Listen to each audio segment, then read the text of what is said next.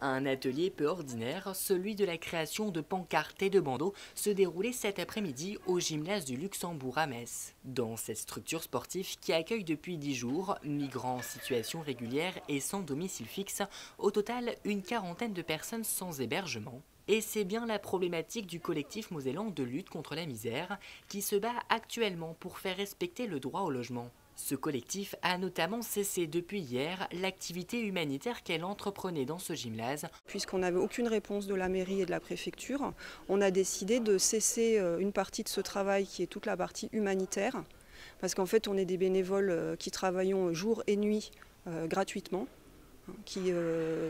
On est devenus en gros travailleurs sociaux, cuisiniers, cuisinières, psychologues, médecins, et toute cette partie-là maintenant on refuse de le faire. Donc on assure uniquement la partie hébergement. Le collectif sonne donc la sonnette d'alarme et compte opérer une pression sur les pouvoirs publics. Pour cela, ils se rassembleront demain à 14 h.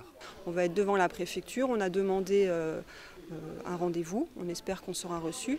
Et vraiment en rappelant que c'est la loi et c'est des personnes qui ont droit à un hébergement. On ne demande pas la charité, on ne demande pas des exceptions, on demande juste que la loi soit appliquée.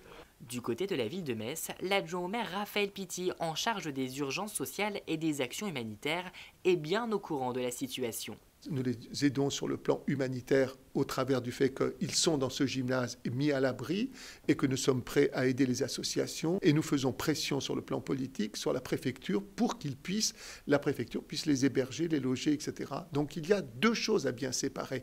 Il y a l'aspect humain, d'accord, et l'aspect politique avec la pression qu'exerce le maire sur le préfet pour faire en sorte justement que ces personnes soient hébergées parce que ça relève de la compétence. Pour cette quarantaine de personnes, ils espèrent passer leur dernière nuit dans ce gymnase.